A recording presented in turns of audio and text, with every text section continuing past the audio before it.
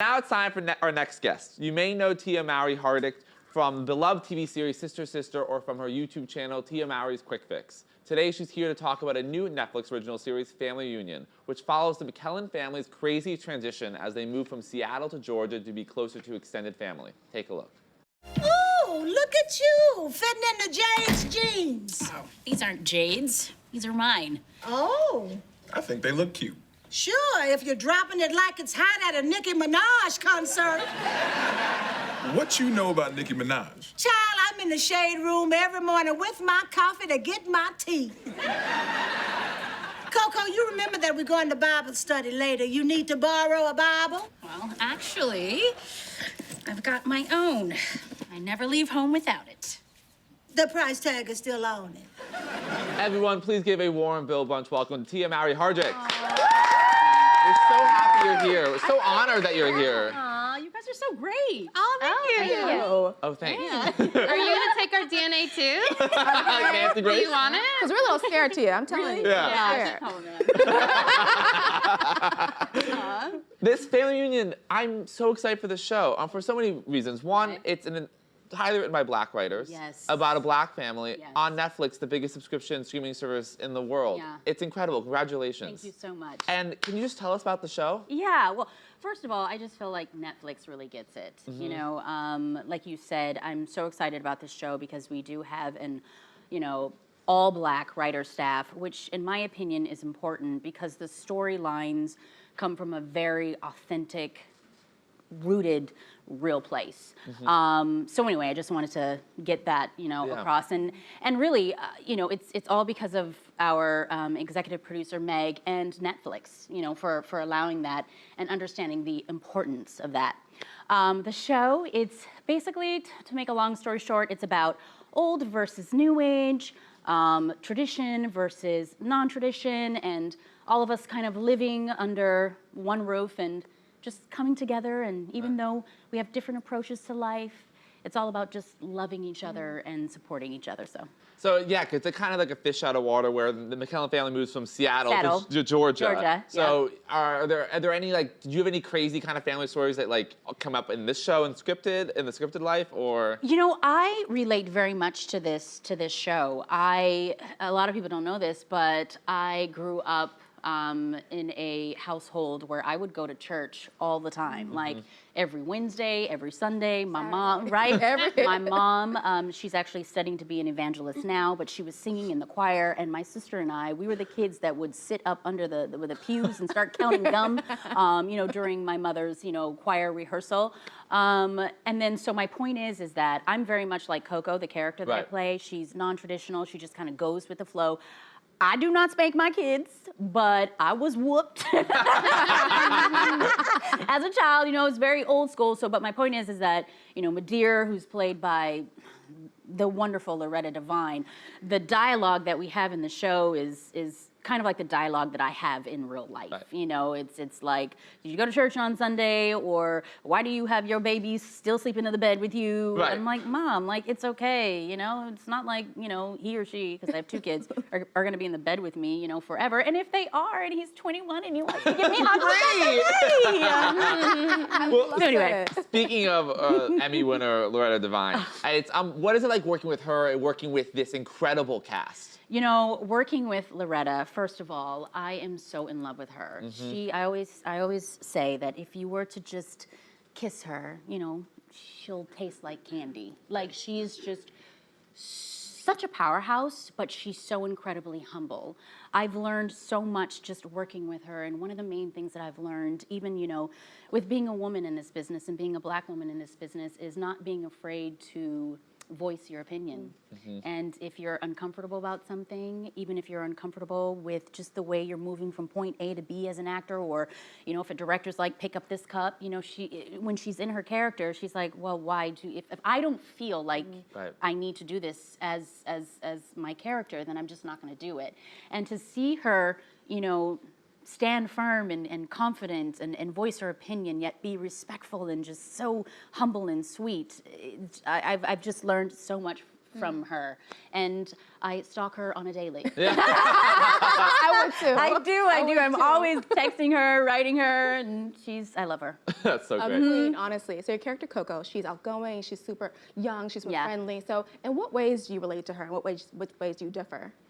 You know, like I said, this character is very much me in real life. I relate to her in the sense of how she disciplines her children. So one episode, I won't give it away, but our daughter in the show, who's played by Talia, who is incredible, she ends up doing something, you know, that she doesn't necessarily, well, she's not really supposed to do, you know, and she doesn't tell us the truth.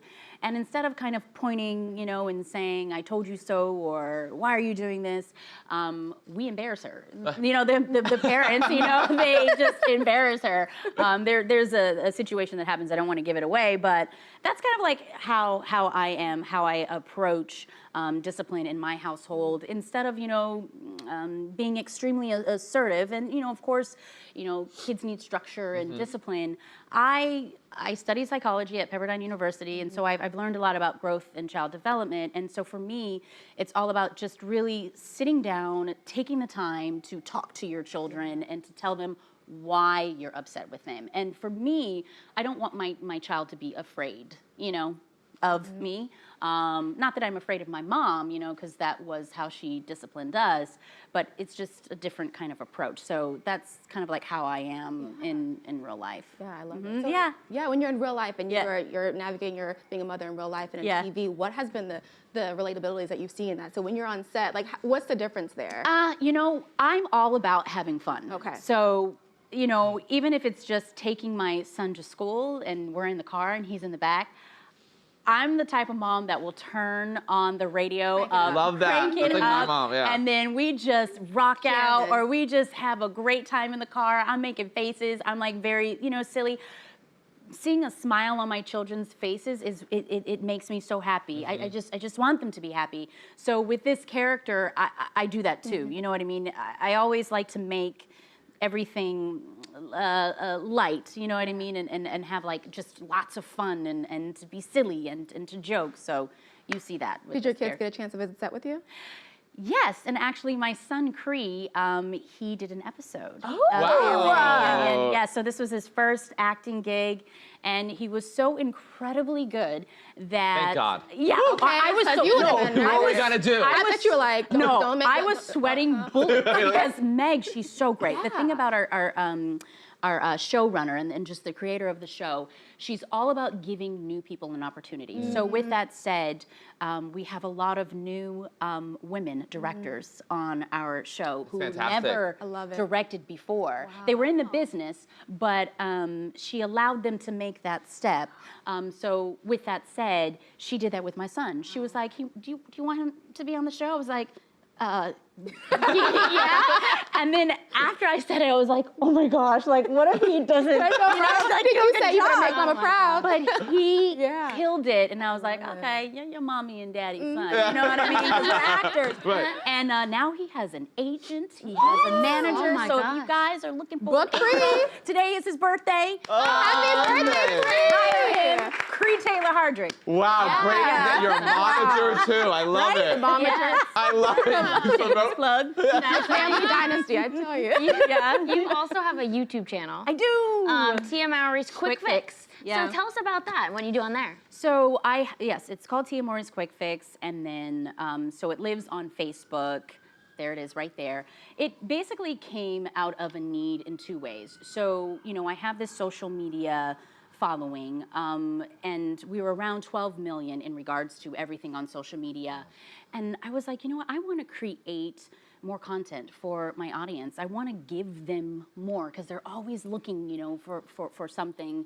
And I said, let me come up with a YouTube channel, and I wanted it to be about life hacks because, you know, I'm a mom now, and after, you know, becoming a mom, you're always looking for, you know, new ways to kind of navigate you through life, because life is hard. So if I can find, you know, some ways to make it easier, like these hacks, that'll be awesome. So I ended up coming up with Tia Mowry's Quick Fix, and now we have about 2.5 million followers in just a year and a half. Wow. On, Congratulations. all platforms. Thank you so much on Facebook, Instagram, and YouTube. That's awesome. And the little life hacks and dilemmas you choose to cover, are those things you face in your personal life, or are you? Yeah, the coolest thing about Tia Mowry's Quick Fix is I basically own all of the content. So this is definitely coming from my genuine personal experiences that I am going through with life, and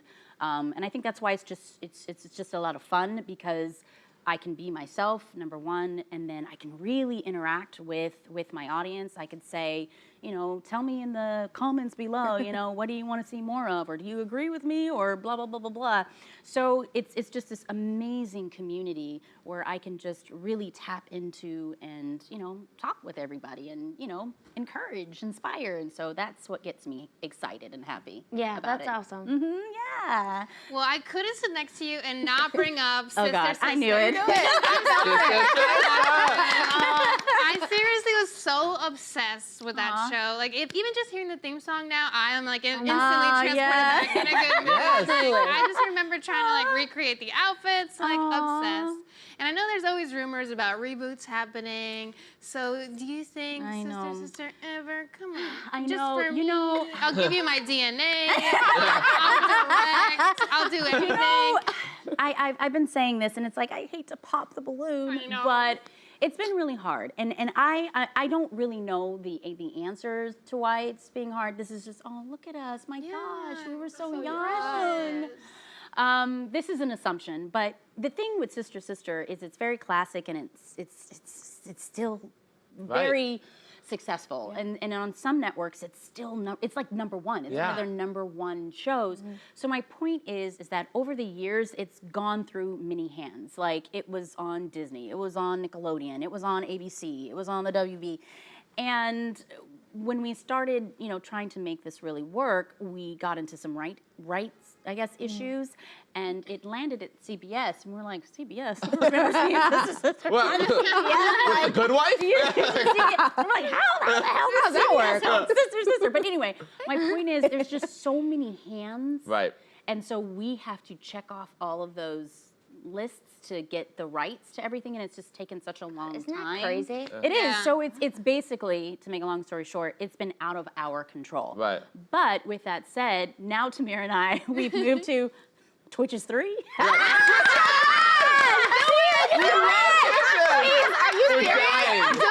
know.